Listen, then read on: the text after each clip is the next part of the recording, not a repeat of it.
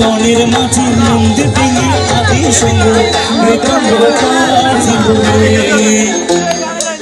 চট্টগ্রামে আয়োজিত বৃহত্তর জগন্নাথ দেবের রথযাত্রায় আগত ভক্তদের সেবা প্রদান সহ টিঙ্কু ঢাকির ঢাকের তালে মঙ্গল শোভাযাত্রায় অংশ নিয়েছেন সনাতনী স্বেচ্ছাসেবী ফাউন্ডেশন।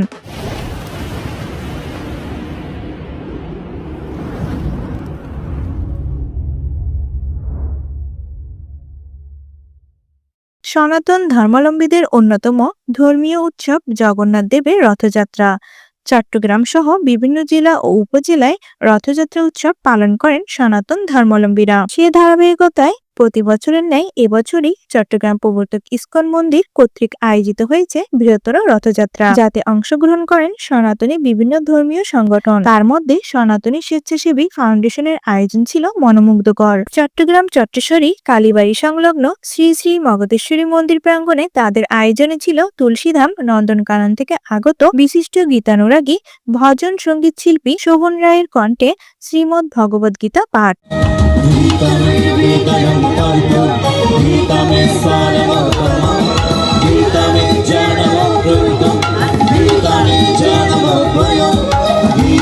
দুপুর 12 ঘটিকায় আনন্দবাজারে প্রসাদ বিতরণ এবং রেজিস্ট্রেশনকৃত কুপন সংগ্রহকারী সদস্যদের মাঝে টি-শার্ট প্রদান। অনুষ্ঠানে আশীর্বাদক হিসেবে উপস্থিত ছিলেন সাতকানিয়া কালিয়াইশ লোকনাথ মন্দিরের প্রতিষ্ঠাতা সোমনাথ রুদ্রাক্ষ বাবাজি।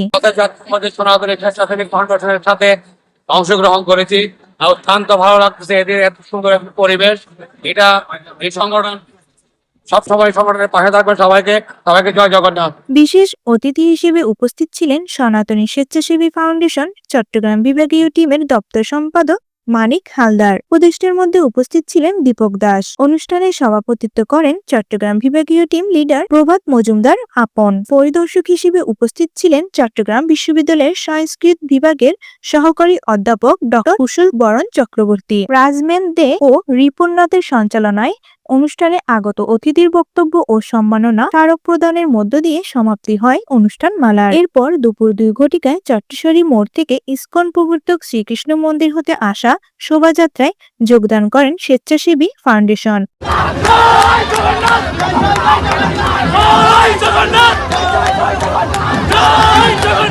শোভাযাত্রায় তাদের বিশেষ আকর্ষণ ছিল চট্টগ্রামের সেরা ঢাকি টিঙ্কু ঢাকির ঢাকের তালে আরতি নৃত্য সহ শোভাযাত্রায় আসা ভক্তের মাঝে জল, ফল, শরবত ও খিচুড়ি প্রসাদ বিতরণ। ঢাকের তালে নিচে গিয়ে আনন্দ ও উৎসবের মধ্য দিয়ে সমাপ্তি ঘটে মঙ্গল শোভাযাত্রার। কাঞ্চন শর্মার পাঠানো চিত্রে কণ্ঠে পূর্ণিমা হালদার, চট্টগ্রাম।